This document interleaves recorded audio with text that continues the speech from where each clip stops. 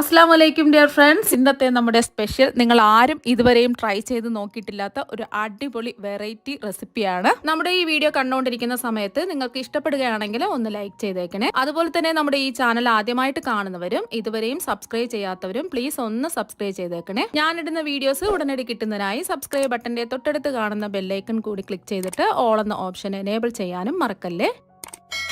ആദ്യം തന്നെ ഇതിനായിട്ട് ഞാനിവിടെ 3 മീഡിയം സൈസ് നേന്ത്രപ്പഴമാണ് എടുത്തിട്ടുള്ളത്. അപ്പോൾ കുറച്ച് വലുപ്പമുള്ള നേന്ത്രപ്പഴമാണെന്നുണ്ടെങ്കിൽ 2 എണ്ണം എടുക്കുക. നേന്ത്രപ്പഴമൊക്കെ നല്ല തൊലിയൊക്കെ കറുത്തിട്ട് നമ്മൾ കളയാൻ വേണ്ടി വെച്ചിരിക്കുന്ന നേന്ത്രപ്പഴമൊക്കെ ഉണ്ടാവുമല്ലോ, അതുപോലത്തെ നേന്ത്രപ്പഴം വേണം എടുക്കാനായിട്ട്.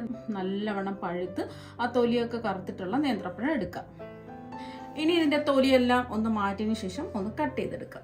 ഇപ്പൊ പഴം കട്ട് ചെയ്തെടുത്തിട്ടുണ്ട്. നമ്മൾ പഴം കട്ട് ചെയ്തെടുക്കുമ്പോൾ കുറച്ച് വലിപ്പത്തിൽ ഞാൻ കട്ട് ചെയ്തെടുത്തിട്ടുണ്ട്, കുറച്ച് ചെറുതായിട്ടും കട്ട് ചെയ്തെടുത്തിട്ടുണ്ട്. പഴത്തിന്റെ പകുതി പഴമാണ് ചെറുതായിട്ട് കട്ട് ചെയ്തെടുത്തിട്ടുള്ളത്. ഇത് കുറച്ച് വലിപ്പത്തിലും കട്ട് ചെയ്തെടുത്തിട്ടുണ്ട്. അപ്പോൾ ഒരു പഴത്തിന്റെ പകുതി ചെറുതായിട്ടും കട്ട് ചെയ്തെടുത്തിട്ടുണ്ട്. ബാക്കി പഴമെല്ലാം ഇതുപോലെ കുറച്ച് വലിപ്പത്തിലും കട്ട് ചെയ്തെടുത്തിട്ടുണ്ട്. ഇനി ഈ ചെറുതായിട്ട് കട്ട് ചെയ്തെടുത്ത പഴം നമുക്ക് മാറ്റി വെക്കാം, പിന്നീട് ആവശ്യമുണ്ട്. ഇപ്പൊ നമ്മൾ കുറച്ച് വലിപ്പത്തിൽ കട്ട് ചെയ്തെടുത്തിട്ടുള്ള പഴം മിക്സിയുടെ ജാറിലേക്ക് ഇട്ട് കൊടുത്തിട്ടുണ്ട്. ഇനി ഇതിൽ വെള്ളമൊന്നും ചേർക്കാതെ നല്ല പേസ്റ്റ് പരുവത്തിന് ഒന്ന് അരച്ചെടുക്കാം. ഇപ്പൊ പഴം നല്ലതുപോലെ അടിച്ചെടുത്തിട്ടുണ്ട്. ഈ ഒരു രീതിക്ക് ഒട്ടും വെള്ളം ചേർക്കാതെ അരച്ചെടുക്കാം.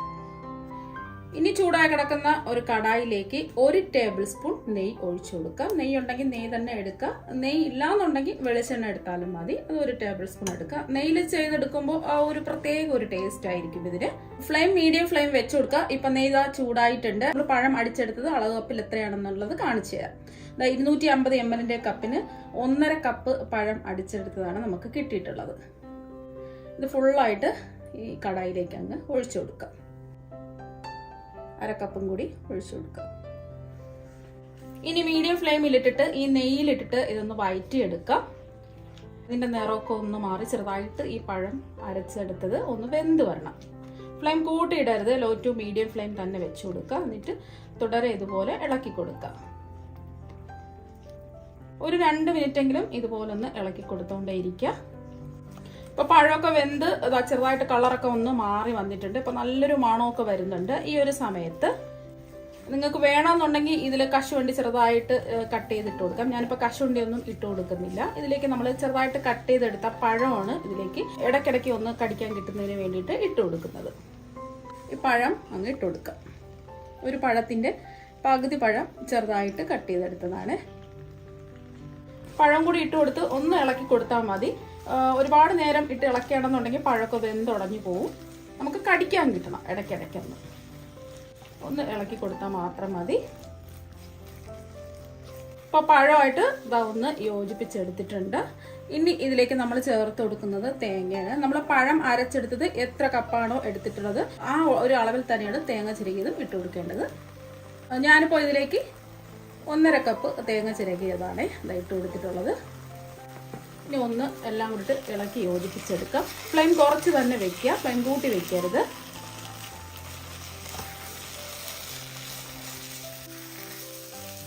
പഴവും തേങ്ങയും എല്ലാം ഒന്ന് യോജിച്ച് വരണം.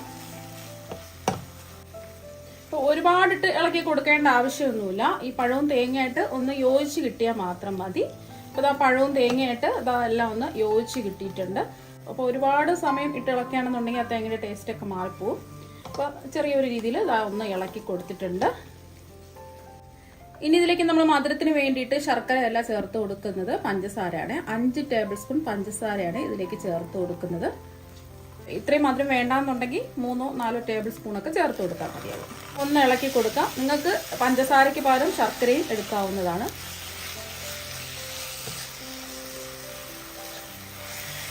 പഞ്ചസാര അലിഞ്ഞു വരുന്നതുവരെ ചെറുതായിട്ട് ഇതുപോലെ ഒന്ന് ഇളക്കി കൊടുക്കാം. 1 മിനിറ്റ് ഒന്ന് ഇളക്കി കൊടുത്തപ്പോൾ പഞ്ചസാര എല്ലാം ഒന്ന് അലിഞ്ഞു വന്നിട്ടുണ്ട്, ചെറുതായിട്ടൊന്ന് ലൂസായി വന്നിട്ടുണ്ട്. ഈ ഒരു സമയത്ത് നമുക്ക് മധുരം ഒന്ന് ബാലൻസ് ചെയ്യാൻ വേണ്ടിയിട്ട് 2 നുള്ള് ഉപ്പിട്ട് കൊടുക്കാം. കൂടി പോരുത്, 2 നുള്ള് ഉപ്പിട്ട് കൊടുത്താൽ മതി. ഒന്ന് ഇളക്കി കൊടുക്കാം.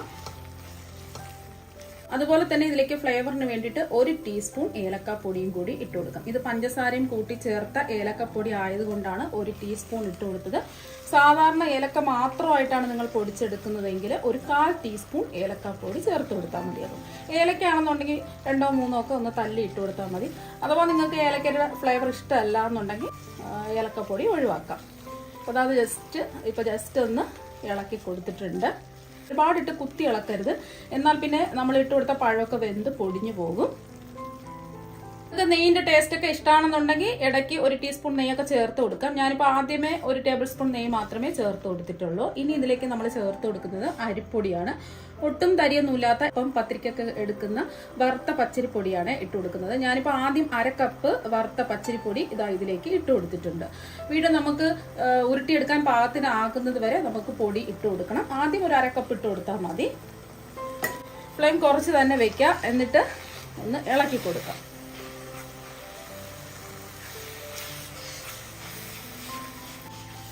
നന്നായിട്ടൊന്ന് മിക്സ് ചെയ്യാം. നമ്മൾ എടുക്കുന്ന ഓരോ അരിപ്പൊടിക്കും വ്യത്യാസം ഉണ്ടാവും. അപ്പോൾ അതിനനുസരിച്ച് കുറച്ചായിട്ട് അരിപ്പൊടി ചേർത്ത് കൊടുക്കുക. അരിപ്പൊടിക്ക് പകരം നിങ്ങൾക്ക് വേണമെന്നുണ്ടെങ്കിൽ റവയും ചേർത്ത് കൊടുക്കാവുന്നതാണ്. റവ എടുക്കുമ്പോൾ ഒട്ടും തരിയൊന്നുമില്ലാത്ത ചെറിയ തരികളുള്ള റവ നോക്കിയെടുക്കുക. കുറച്ച് തരിയുള്ള റവയാണെന്നുണ്ടെങ്കിൽ ജസ്റ്റ് മിക്സിയിലിട്ട് ഒന്ന് പൊടിച്ചിട്ട് വേണം ഇതിലേക്ക് ഇട്ട് കൊടുക്കാം. കുറച്ച് അരിപ്പൊടിയുടെ ആവശ്യം കൂടിയുണ്ട്. അപ്പോൾ ഉരുട്ടിയെടുക്കാൻ പാകത്തിനായിട്ടില്ല, ചെറിയൊരു ലൂസ് ഉണ്ട്. കുറച്ച് അരിപ്പൊടിയും കൂടി ഇട്ട് കൊടുക്കാം. ഉരുട്ടിയെടുക്കാൻ പാകത്തിനായിട്ടില്ല, കുറച്ച് അയഞ്ഞ പരുവത്തിനാണ് ഇതായിരിക്കുന്നത്. കുറച്ച് അരിപ്പൊടിയും കൂടെ ഇട്ട് കൊടുക്കാം. നമ്മൾ കയ്യിൽ വെച്ച് ഉരുട്ടിയെടുക്കാൻ പാകത്തിനാകുന്നത് വരെ അരിപ്പൊടി ചേർത്ത് കൊടുക്കാവുന്നതാണ്. അപ്പം ഞാനിപ്പോൾ ഒരു 1/4 കപ്പ് അരിപ്പൊടിയും കൂടെ എടുത്തിട്ടുണ്ട്. കുറച്ചായിട്ട് ഒന്ന് ഇട്ട് ഇളക്കി യോജിപ്പിച്ചെടുക്കാം. ഒരുമിച്ചിടരുത്. അപ്പോൾ 1/4 കപ്പ് എടുത്തിട്ട് അതിൻ്റെ പകുതി ഇതായിട്ട് കൊടുത്തിട്ടുണ്ട്. ഒന്ന് ഇളക്കി കൊടുക്കാം. ഇപ്പം വീട്ടിൽ കറുത്ത പഴമൊക്കെ ഇരിക്കുന്ന സമയത്ത് ഇതുപോലെ ഒന്ന് ട്രൈ ചെയ്ത് നോക്കും. കുട്ടികൾ കറുത്ത പഴമൊന്നും കഴിക്കാറില്ല. ഒരുപാട് ഹെൽത്തി ആയിട്ടുള്ള ഒന്നാണ് ഈ കറുത്ത പഴമൊക്കെ. അപ്പോൾ അങ്ങനെ എടുത്ത് വലിച്ചെറിയാതെ, കറുത്ത പഴമൊക്കെ വലിച്ചെറിയാതെ ഇതുപോലെ നിങ്ങൾ സ്നാക്സ് ഒക്കെ തയ്യാറാക്കി കുട്ടികൾക്ക് കൊടുക്കുക. അവർക്ക് ഒരുപാട് ഇഷ്ടമാകും. അപ്പോൾ ഇത് പഴം വെച്ചിട്ടാണ് തയ്യാറാക്കിയെന്ന് പറയുകയില്ല, അത്രയ്ക്ക് അടിപൊളി ടേസ്റ്റാണ്. ബാക്കിയും കൂടെ അങ്ങോട്ട് കൊടുക്കാം. അപ്പോൾ ബാക്കി ഫുള്ളെന്താ ഇട്ട് കൊടുത്തിട്ടുണ്ട്. 1/4 കപ്പ് വറുത്ത പച്ചരിപ്പൊടിയാണ് ഇട്ട് കൊടുത്തിട്ടുള്ളത്. ഇളക്കി യോജിപ്പിച്ചെടുക്കാം. ഇതിൽ നമ്മൾ ഒട്ടും തന്നെ വെള്ളമൊന്നും ചേർത്തിട്ടില്ല. നമ്മൾ പഴം അരച്ചെടുത്തതിൽ തന്നെയാണ് ഈ മാവെല്ലാം മിക്സ് ചെയ്ത് യോജിപ്പിച്ചെടുക്കുന്നത്.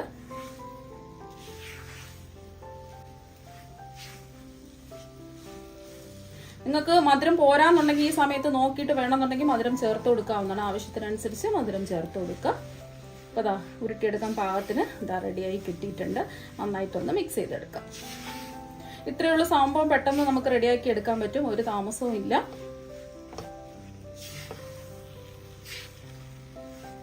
ആ പൊടിയെല്ലാം പഴമായിട്ട് ഒന്ന് യോജിച്ച് വരണം. അപ്പോൾ കണ്ടിട്ട് നല്ലോണം ഇത് ഡ്രൈ ആയി വന്നിട്ടുണ്ട്. ഉരുട്ടിയെടുക്കാൻ പാകത്തിന് റെഡിയായി കിട്ടിയിട്ടുണ്ട്. ഇപ്പോൾ ഇത് ചൂടാണ്. ഇത് ചൂട് മാറാൻ വേണ്ടി വേറൊരു പാത്രത്തിലേക്ക് മാറ്റി വയ്ക്കും. ഇപ്പം ഇതിന്റെ ചൂടൊക്കെ ചെറുതായിട്ടൊന്ന് മാറിയിട്ടുണ്ട്. ഒരുപാട് ചൂട് മാറാൻ നിൽക്കണ്ട. ഇനി ഇതിൽ നിന്നും കുറച്ച് മിക്സ് എടുക്കാം. എന്നിട്ട് ഇതുപോലെ ഒന്ന് ഉരുട്ടിയെടുക്കുക. നിങ്ങൾക്ക് എത്രയാണോ വലിപ്പം വേണ്ടത് അതിനനുസരിച്ച് മിക്സ് എടുത്ത് ഇതുപോലെ ഒന്ന് ഉരുട്ടിയെടുക്കുക. നമ്മളിത് ആവിയിൽ വെച്ച് വേവിച്ചെടുക്കാനാണ് പോകുന്നത്. അപ്പോൾ നിങ്ങൾക്ക് ഇതുപോലെ വേണമെന്നുണ്ടെങ്കിൽ ഉരുട്ടിയെടുത്തും വേവിച്ച് എടുക്കാവുന്നതാണ്. അല്ലാന്നുണ്ടെങ്കിൽ ഞാനിപ്പോൾ ഒരു ചെറിയൊരു ഷേപ്പ് കൊടുക്കുന്നതിന് വേണ്ടിയിട്ട് ഞാനിപ്പോൾ ഇതുപോലെ ആപ്പിളൊക്കെ വാങ്ങുമ്പോൾ കവർ ചെയ്ത് കെട്ടുന്ന ഇതുപോലത്തെ ഒരു ഷീറ്റ് ഉണ്ടാവുമല്ലോ, അപ്പോൾ ഇതുപോലെ ഒന്ന് കട്ട് ചെയ്ത് എടുത്തിട്ടുണ്ട്. ഇനി ഇതിൽ വെച്ച് കൊടുക്കാം. ഈ ഉരുള ഇതിൽ വെച്ച് കൊടുത്തിട്ട്, അപ്പോൾ ഈ ഷീറ്റ് നമ്മൾ ആപ്പിളൊക്കെ വാങ്ങുന്ന ഈ ഷീറ്റ് നല്ലതുപോലെ കഴുകി തുടച്ചെടുത്തിട്ട് വേണം ഇതിലേക്ക് വെച്ച് കൊടുക്കാനായിട്ട്. ഇനി ഇതുപോലെ ഒന്ന് പ്രസ് ചെയ്ത് കൊടുക്കാം. അപ്പോൾ ഇതുപോലെ ചെറുതായിട്ട് ഇതുപോലെ കൈകൊണ്ട് തിരിച്ച് ഒന്ന് പ്രസ് ചെയ്ത് കൊടുക്കുക. ഇപ്പൊ കണ്ടില്ലേ, നല്ലൊരു ഷേപ്പ് കിട്ടിയിട്ടുണ്ട്. ഇതുപോലെ തന്നെ നമുക്ക് ബാക്കിയെല്ലാം ചെയ്തിട്ടെടുക്കാം. അല്ലാന്നുണ്ടെങ്കിൽ നിങ്ങൾക്ക് ഇങ്ങനെ ചെയ്യാൻ താല്പര്യം ഇല്ലാന്നുണ്ടെങ്കിൽ സാധാരണ നമ്മൾ ഉരുട്ടിയെടുത്ത് ആവിയേറ്റി എടുത്താലും മതി.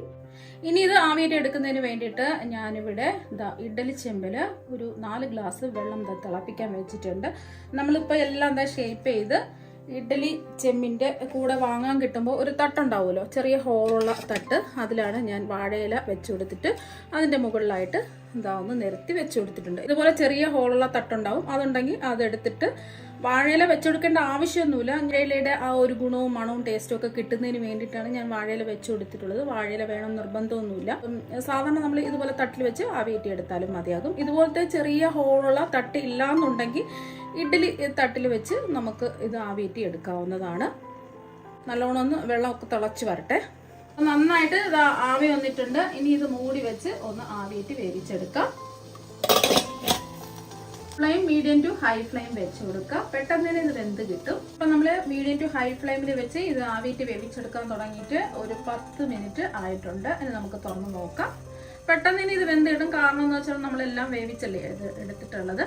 ഇപ്പൊ ഇത് ചൂടാണ്. ചെറുതായിട്ടൊന്ന് ചൂട് മാറിയതിന് ശേഷം ഇത് പുറത്തെടുക്കാം. ഇപ്പൊ ചൂട് ചെറുതായിട്ടൊന്ന് മാറിയതിന് ശേഷം ഒരു പ്ലേറ്റിലേക്ക് ഇതാ മാറ്റിയിട്ടുണ്ട്. കാണാൻ തന്നെ നല്ല ഭംഗിയാണ്. കഴിക്കാൻ അടിപൊളി ടേസ്റ്റാണ്.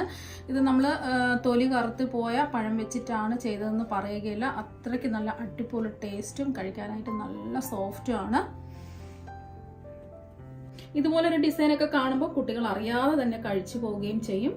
അപ്പോൾ ഹെൽത്തി ആയിട്ടുള്ള ഈ പലഹാരം നിങ്ങൾ ഒരു പ്രാവശ്യം ഒന്ന് ട്രൈ ചെയ്ത് നോക്കുക.